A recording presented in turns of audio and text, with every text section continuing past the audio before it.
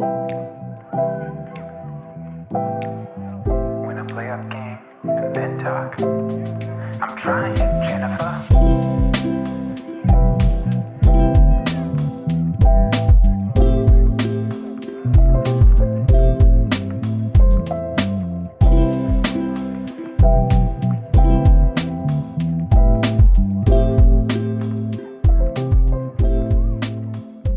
Rip City, we are back again.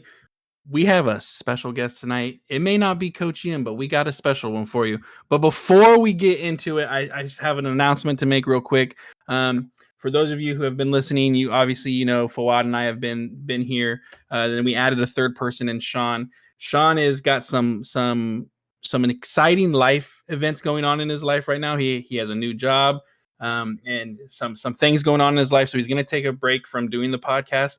He does want to do it again. So, he will be back eventually, hopefully. But for right now, it's just going to be Fawad and I holding the fort down. So we wanted to put that one out there. You probably won't be hearing from Sean for a while. But with that being said, we may not have Fawad tonight, but we have someone who's going to fill in for him perfectly. And a lot of you know who this is. This is my boy. This is my brother, Trailcaster Keith. What's up, Keith? How are you doing tonight? What is up? How are you? God, I love it.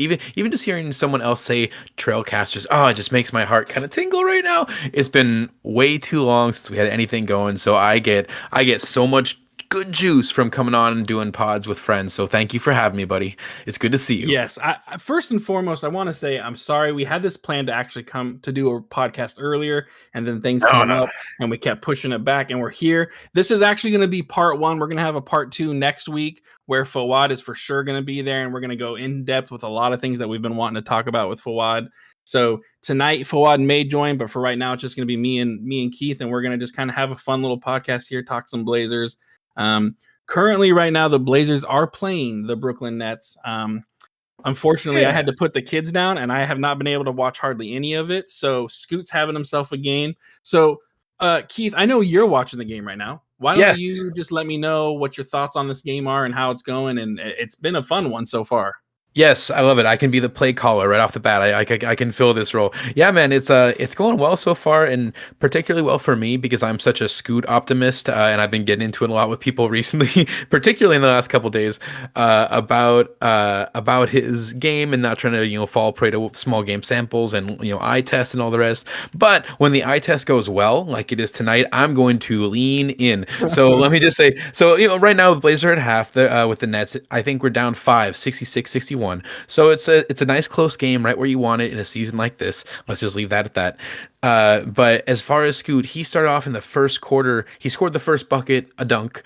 And I think then I don't even remember the order, but basically he started things out 6 of 6 or 7 of 7 from the field, 4 of 4 from deep.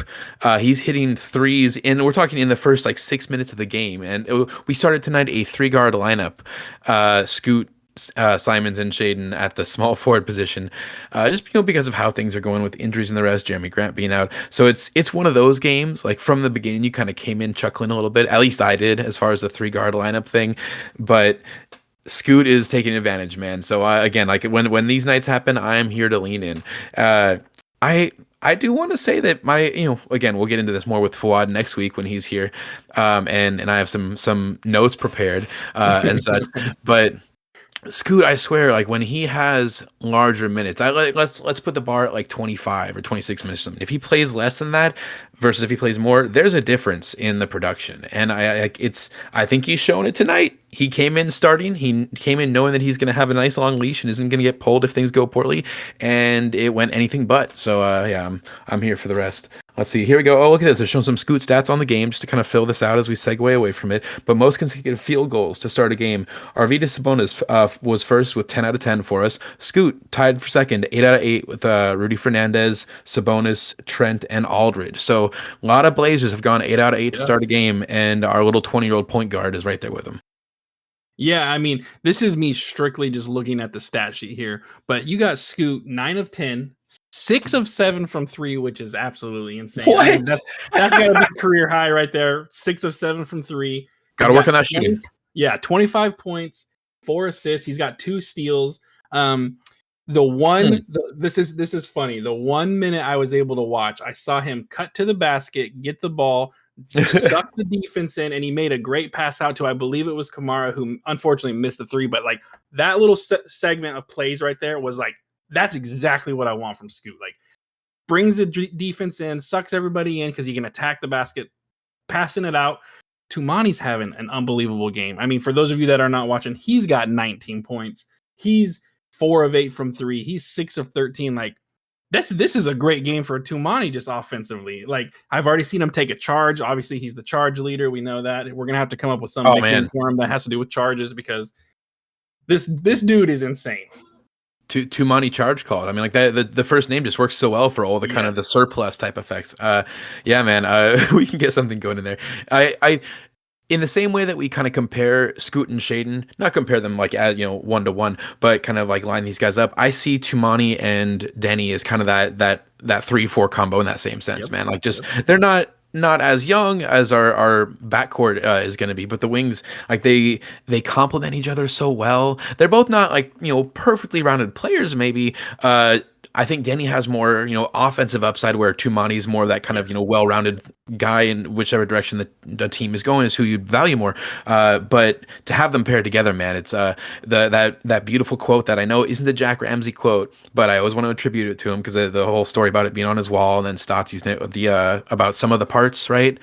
Being greater than the sum of your parts. I don't actually have it off the top of my head because that's how unprepared I am to come in tonight with you, Alex.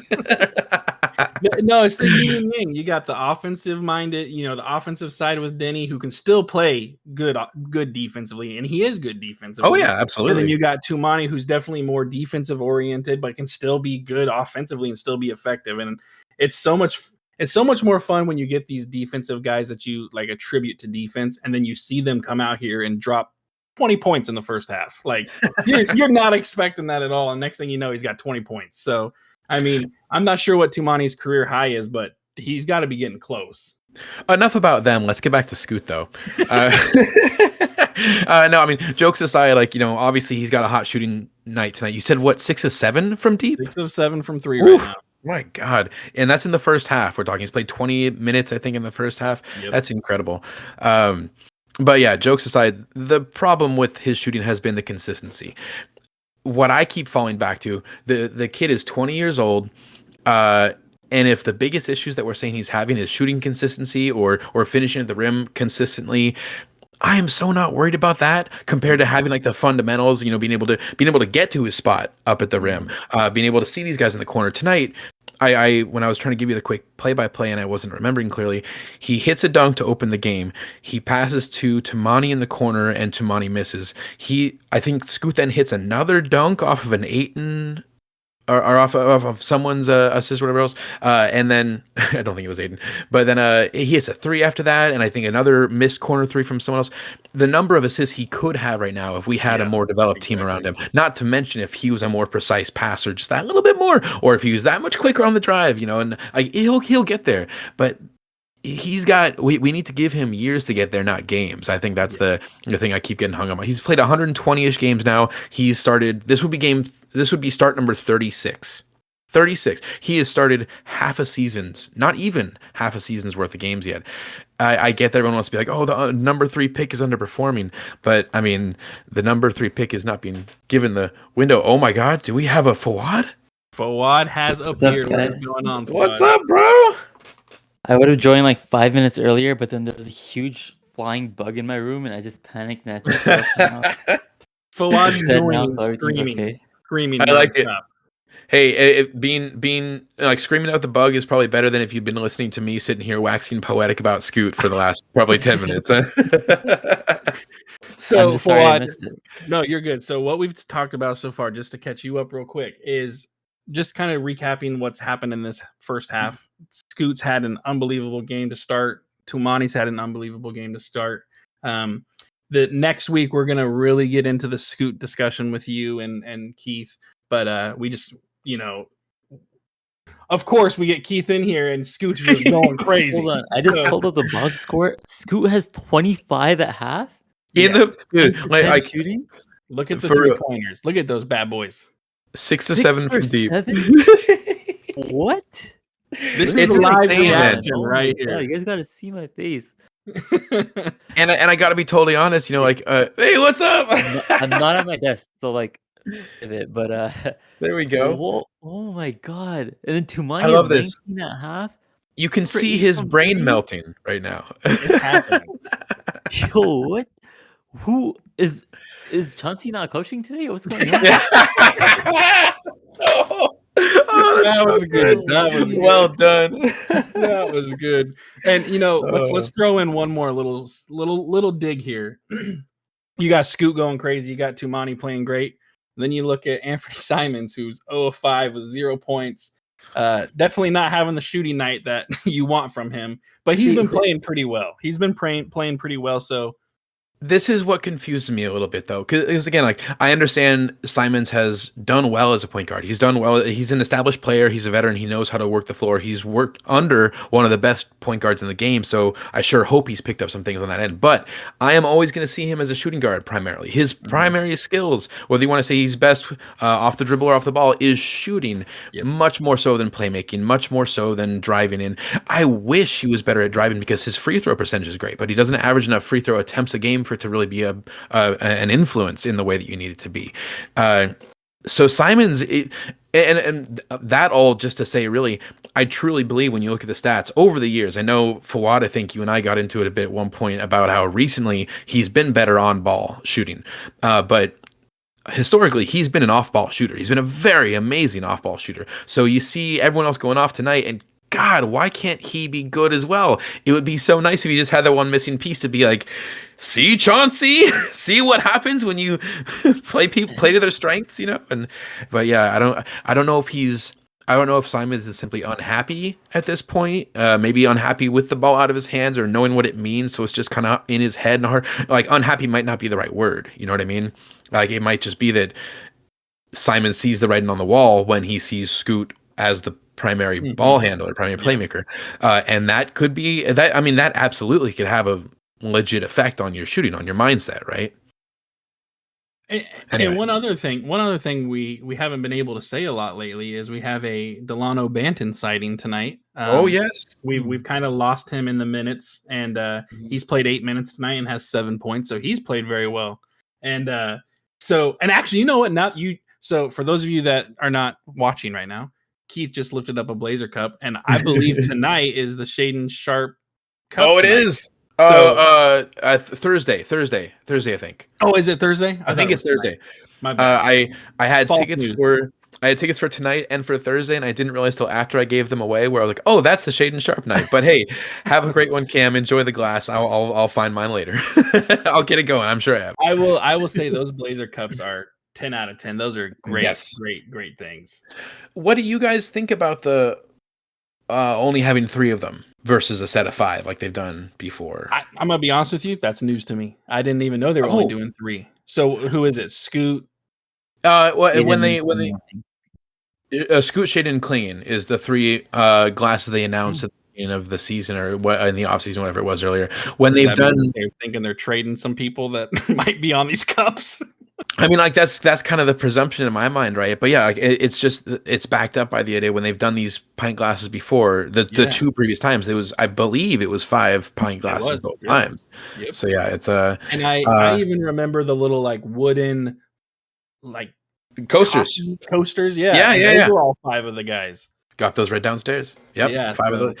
So I mean, like, I'm not saying anything. I'm not saying anything's wrong with it. We didn't know for sure that Tumani was going to be Monty yet. We didn't know that Denny was going to be, what he's kind of looking like yet. And that's another conversation. I'm very curious what happens with that down the line, just because Denny's on that next contract, and same reason, Anyway, we'll get into that later. But yeah, they could have gone a number of directions, you'd think, but at the very least, it seems like the omission of like a Jeremy Grant and Anthony Simons is, DeAndre. I mean, Ayton wasn't here yet, and you can't have Ayton and Klingon, right? Like, if we're going for the future.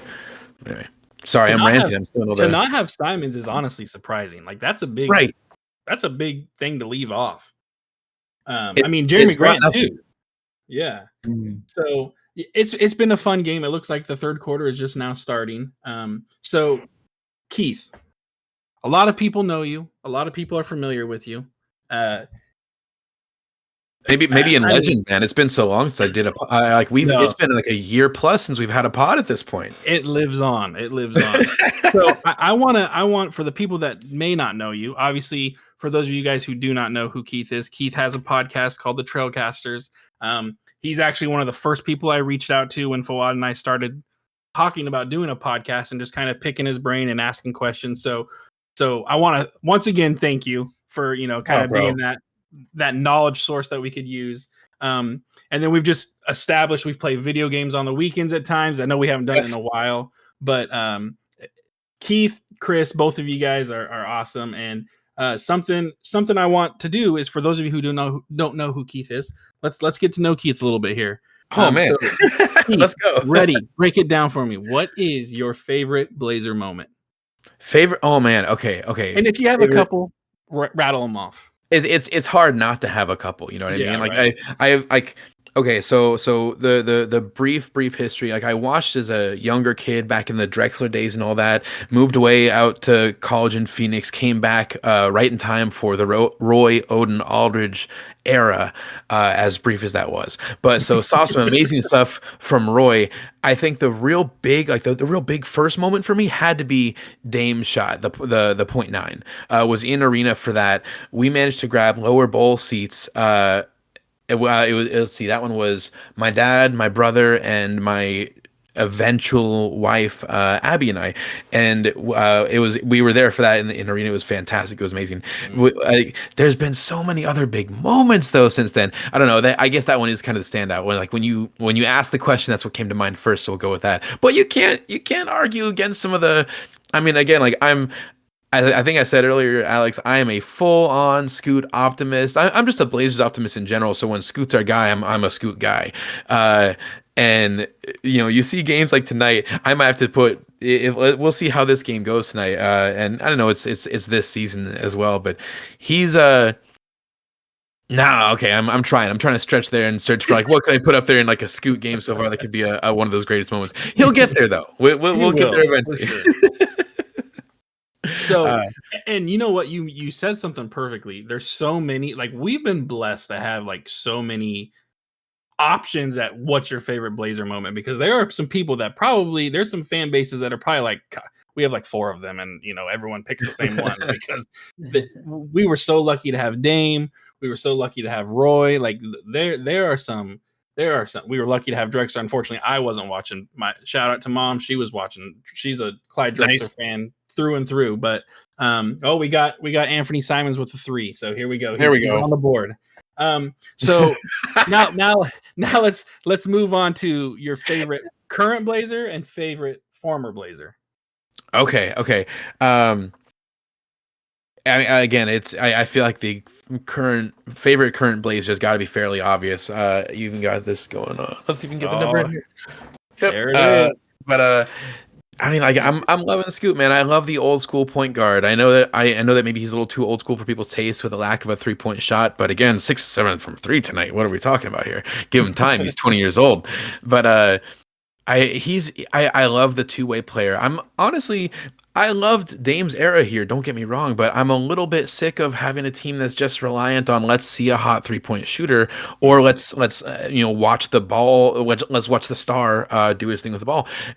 Seeing Scoot where I'm again, anyone who's listened to Trailcasters, you've heard Chris and I go back and forth as well, that historically most championship teams, the point guard isn't the star. You want him to be that facilitator. So I'm ready for this right now. We've got Shaden as potentially the star, or blank, fill in the blank, and we'll see who gets here. But having Scoot as that old school point guard facilitator type, man, it's just I love that, and the defensive potential is there. The in the same way that I'm a Blazers optimist and I really like to lean into the optimism, he seems like he's kind of that hype guy. He and Batten both do that kind of little hop jump when they throw a good oop up there, and I love it. But I just feel like he really leans in towards, we've heard Scoot give interviews where mid-interview he's like shouting out his guys just because someone just threw it down out on the court or something like that. And I don't know, I like that. I think that's where I'm leaning. All time, was that the other side of this, or was that just like favorite current one, favorite former one? If you had to pick just like your 2 favorites. The other favorite's got to be Roy, without a doubt. If for nothing else, like he was my first Blazers jersey.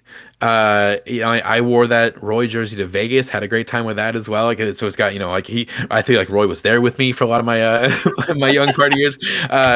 But but I mean, yeah, like it was again the timing of coming back from college when I really finally got into deeper basketball more than just being a casual fan, and came back to see Roy, Odin, Alders, that era, and the story of Roy at that point. Just this. I think it was with Zebo. There was some story about kind of coming out of the negative era of the Blazers and all that, and Zebo kind of maybe talking some negative stuff in the locker room to press, and Roy walks by and basically shuts him down. Was more or less how the brief version of it all goes, and just that character thing, man. That I think that was in my mind a turning point for the franchise, starting to really lean into towards like we want character, off court kind of personality being a factor as much as the rest of it, and we can kind of shape our franchise that way. And I love basketball. I want to see us win. Obviously, I'm not here to just be a middling franchise. I want to see us build towards something good right now, but I want to have fun. I'm old enough where I'm here to have a good time at this point, So it's I think Roy is kind of that, like I said, that turning point for me, and that kind of that character, the foundation that you kind of set up for what you build on. Yeah, no, I mean, I think Roy was that for a lot of people, because obviously, before Roy, that was some rough times to be a Blazer fan. And then you have this guy come in who is humble like he is, who's as good as he is, provided so many great moments too. I mean, I can say for sure, obviously, me being just a basketball fan in general, obviously, and liking Tracy McGrady, a lot of my time was spent on watching the Rockets or whatever team he was on. But I always watched the Blazers too. My wife at the time was my girlfriend, couldn't care less about basketball. She had nothing about basketball excited her. And I can remember sitting on the couch watching that playoff game against Dallas, where Roy just took over towards the end of his career. That was the moment where my wife was like, whoa, basketball is exciting. It's like crazy. There's so much emotion in it. And like, she doesn't even really, at that time, she doesn't even understand what's happening. And I bet you to this day, she doesn't understand how big of a deal that was. I mean, that was really like Roy's last hurrah for us. And yeah, such an insane game. And like, she doesn't even grasp what's going on. And I'm just in awe the whole time. Like, this is absolutely crazy. And I think from that moment on, that's when I really locked into everything Blazers. I could care less about anything else that was going on. It was like the Blazers 24/7. So I think, like you said, Roy's that for a lot of people. And a lot of the younger generation now, it's Dame is that way for a lot of people. And absolutely. And when we get the joy of seeing both of those, and for you, kind of seeing Clyde Drexler as well. But then also at the same time, you get to enjoy players like Wesley Matthews and LaMarcus Aldridge and people 10 years from now are going to be saying that about Toumani Camara. Hopefully, like that's going to be a player that not people are going to. There we go. He's my favorite player ever, but like they're going to be like, I got to enjoy watching this guy play basketball. Like a Blazers legend, like you saw this dude, the Wesley Matthews is a great comparison in that way. I think just the guy that is like the heart of the team in a lot of sense. I think Toumani could totally be that. Yeah. So I also have a quick story about Brandon Roy. So I think I mentioned this probably like a long time ago, but Dame was really the reason like I became a Blazers fan. It was kind of middle of Dame's. I liked Dame from the start, but I only became a Blazers fan like 2015, I'd say 2016. But when I was a kid, so I'm from Toronto. Brother were Raptors fans, and much the only basketball related merch or anything like that we had, these were all Raptors, and I think there was like one AI jersey, Allen Iverson. But then this one time, my brother got a Blazers jersey, and I'm like probably like 8 years old at this point. I'm like, and the Blazers weren't very good back then. I think they were probably like an 8 seed, or I don't remember exactly, but they weren't contenders, is all I know. So he got a Blazers shirt, not a jersey. And I was like, why are you getting a Blazers jersey? They're so irrelevant. He's like, they have this guy, Brandon Roy, who's like really fun to watch. Nice. That's awesome. So even though he was a Raptors fan, like he really liked Brandon Roy too. So I started watching him a little bit. Obviously, I liked him a lot, but he was probably like he was one of my favorite players on outside of the teams that I was watching, not like in general. So I liked him, but he was kind of I would compare him to like Donovan Mitchell right now. So I like a lot who's on the other team, but I don't really have an emotional investment in how he plays. But yeah, Mhm.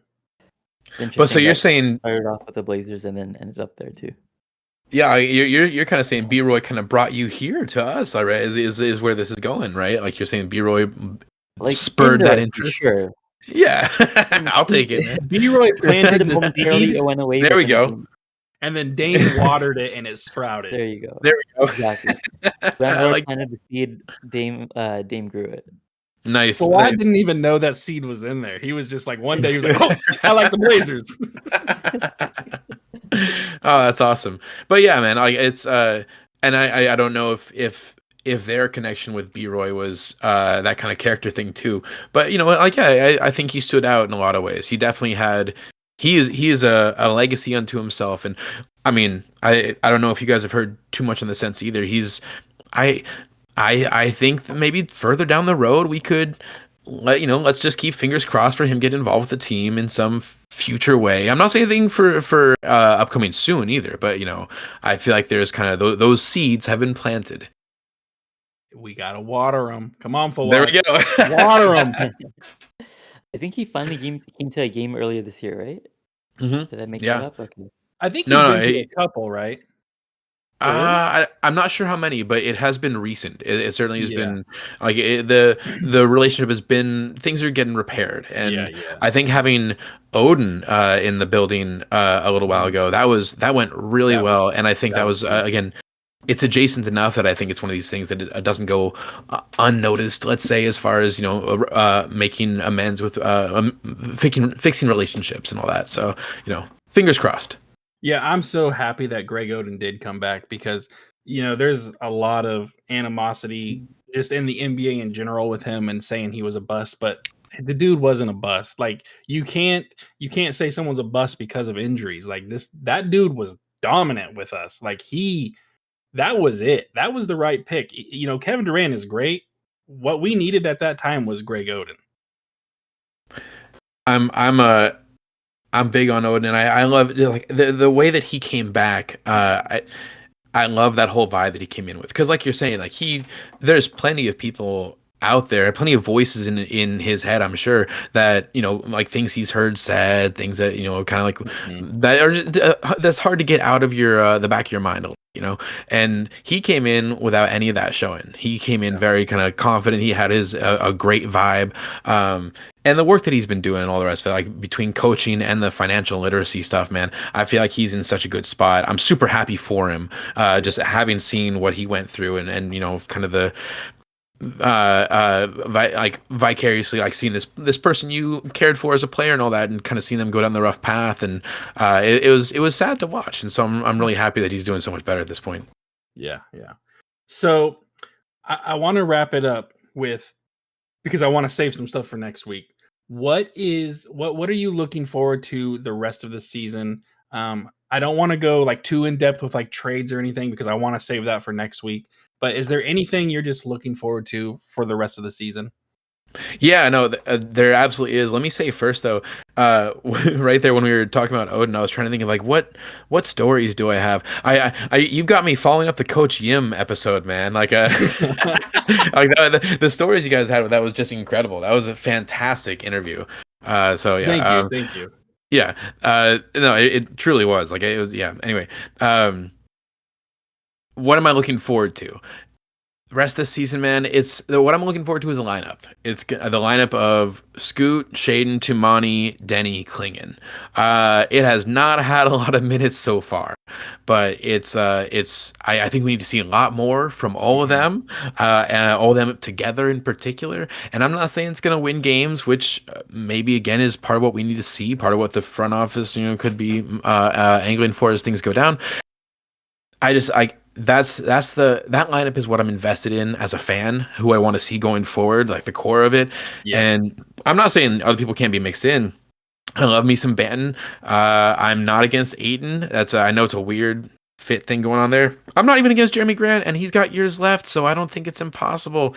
And I guess I'll just stop naming names at that point. But in general, that lineup of Scoot, Shaden, Tumani, Denny, Klingon, man, I want to see more of what they can do together. Yeah, I mean, look, we're rebuilding. That's our young core. We want to see it, and we haven't really got to see it, like you said. So I'm right there with you.